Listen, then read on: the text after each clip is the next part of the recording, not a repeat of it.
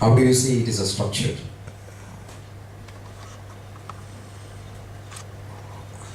How do you categorize a structured data or unstructured data?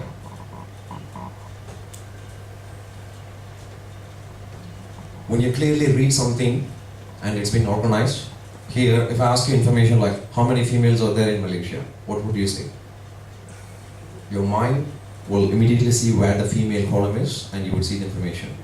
If I have few more columns here to say, according to census 2010, one more column next to say, according to 2011, 2012, and I can go to 2009, 2008. If that is the case, you can clearly categorize female for 2010 is 15,055,845.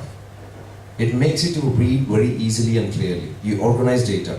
What if you store information, bring it in languages column? Does it make sense? That is unstructured data. When you talk about the data, and when you categorize them into one way and organize it, that becomes much structured and helps you to do more analyzing as well. For your analysis, it helps a lot. Does it make more sense? The information what you see in this map does have data. What kind of data do you see in that? You see Malaysia, Singapore, Cambodia, Vietnam, you see some of the country names very specific to that area. There is a front-end application which feeds the map and back-end application which feeds the data to the application to that latitude and longitude. So it's all the information what we can see, but end of the day, behind the scenes, we have the data stored in a structured format. Again, that's the Malaysia map there, and visualization. How would you visualize that? You can go to Google Earth, you can clearly see that. Can anyone say what a grantha is? Have anyone heard about that? Grantha? It's basically from Indian origin, but that's the way they communicated things. You know, in caves, we have some carvings, which is about a million years ago. That's one of the findings that we had. We can find many things in America and Australia to find our ancestors and ancestors and ancestors. A very long time ago, we find more information, we read about them. And this is one among them. So, but that's not that very old, probably 400 years ago. Okay. That's been carved in that. They use a sharp item like a pen, but it cannot write, it just carves into that one. And then records and sheet. We started writing records. And then information in book. We collect data from book. So like any holy books, we collect more data from that book. Many things being fed into that one. So it's one full book which gives you much information about many things. Ledger. If you have come across like doing any accounting, they be created some sort of thing. So you will do the ledger stuff. Moving forward, we had Excel. So how many of you fans of Excel? And you do your calculations? What type of calculations you do? A simple calculation, sum. Yeah? And databases. So that's a revelation. You can see how we had it. It's very hard to organize and do these type of things. Whereas in databases, that's a symbol of database. You organize, collect data, and put it in a way where it's much structured, makes you to read, analyze the data in a much clearer way. So you need to ensure that the database is available 24/7. What if Google application is working and if you're not getting any records out, if the storage is gone? Data is a must. Database needs to be saved, served on time.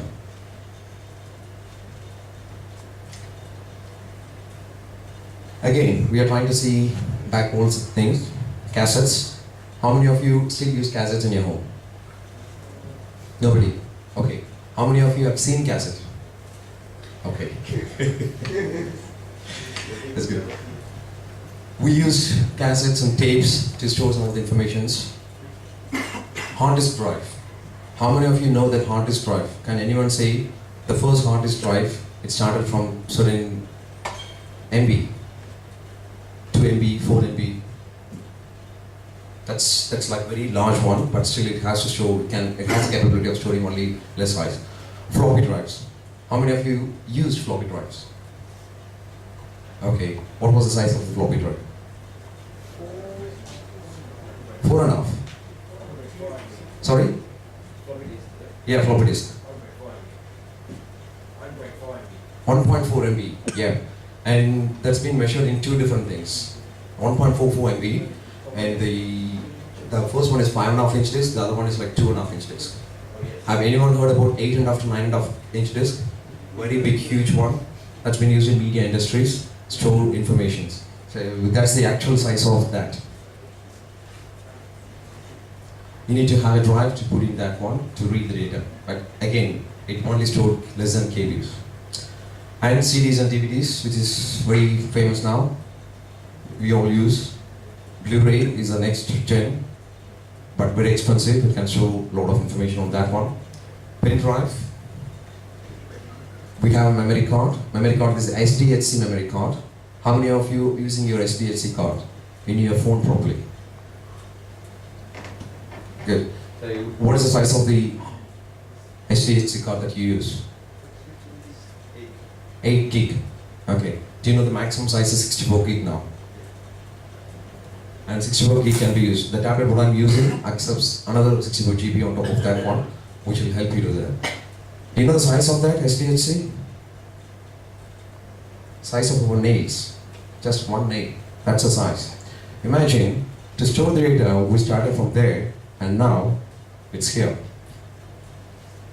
But the next section where you will see via servers is stored in cloud. How many of you have your data in cloud? Any of your data? What kind of data? Files, papers, documents. Documents. You store your personal documents there. But do you know that that can be scanned by somebody else? Yeah. Good. What you upload to the cloud can also be used by them. But by seeing this, what do you understand? What can you say simply? Okay, from carrying your data around to now it's just you can access it from wherever you are. Wherever you are. In another way, what we can say, we started storing data from there, and slowly the size of the drives, the physical component, reduced, but how much you can store increased. And it's a kind of revolution where the size reduced, and here it totally disappeared. You don't need to have a drive to extract the data where you can get it from the cloud. So it totally disappeared, vanished. Nowhere you can get your data from your cloud.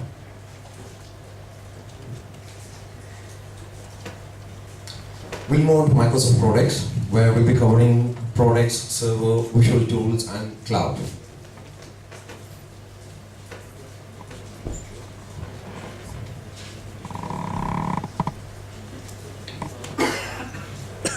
How many of you using Windows Server?